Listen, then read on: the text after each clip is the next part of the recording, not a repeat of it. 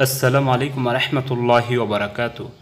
হাদিসের মধ্যে এসেছে, সর্বোত্তম ওই ব্যক্তি যে দীর্ঘ হায়াত পেল এবং নেক আমল করল, আর সর্বনিকৃষ্ট ওই ব্যক্তি যে দীর্ঘ হায়াত পেল কিন্তু নেক আমল করতে পারল না। সুপ্রিয় দর্শক, আজ আমি আপনাদেরকে এমন একটি দোয়া শেখাবো যে দোয়ার মধ্যে রয়েছে দীর্ঘ হায়াত এবং নেক আমলের কথা। সুপ্রিয় দর্শক, এ সম্পর্কে সহিহ বুখারী ও মুসলিমের মধ্যে এসেছে, হযরত আনাস রাদিয়াল্লাহু আনহু বলেন, রাসূলুল্লাহ সাল্লাল্লাহু আলাইহি ওয়াসাল্লাম হযরত আনাস রাদিয়াল্লাহু আনহুর আম্মা উম্মে সুলাইমের নিকটে আসলেন। আসার পর রাসূল করিম সাল্লাল্লাহু আলাইহি ওয়াসাল্লামকে খেজুর এবং অন্যান্য খাদ্য দিলেন। রাসূল সাল্লাল্লাহু আলাইহি ওয়াসাল্লাম দেখে বললেন, তোমরা তোমাদের এই খাদ্য তোমাদের পাত্রের মধ্যে রেখে দাও, কেননা আমি রোজাদার।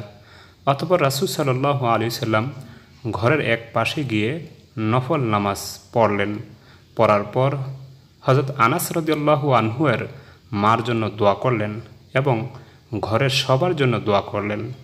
হযরত আনাস রাদিয়াল্লাহু আনহুর আম্মা উম্মে সুলাইম তিনি বললেন, হে আল্লাহর রসুল, আমার একটি ছোট বাচ্চা আছে।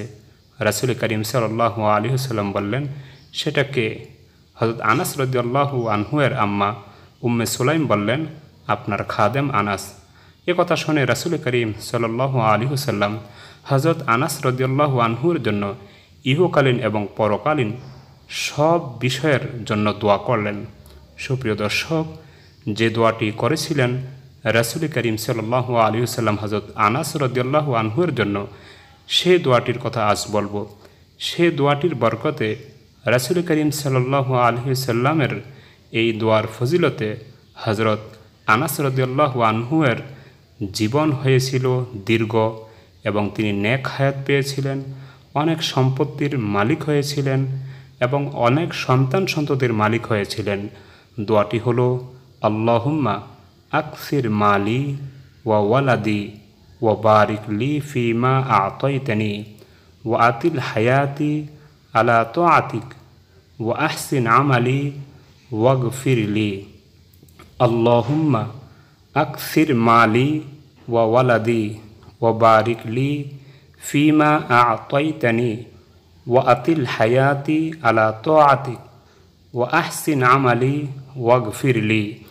দোয়াটির অর্থ হলো, হে আল্লাহ, আপনি আমার সম্পদ বৃদ্ধি করে দিন, আমার সন্তান বৃদ্ধি করে দিন, আমাকে যা দিয়েছেন এর মধ্যে বরকত দান করুন, আপনার আনুগত্যের জন্য হায়াত বৃদ্ধি করে দিন, আমার আমল সুন্দর করার তৌফিক দান করুন এবং আমাকে ক্ষমা করে দিন।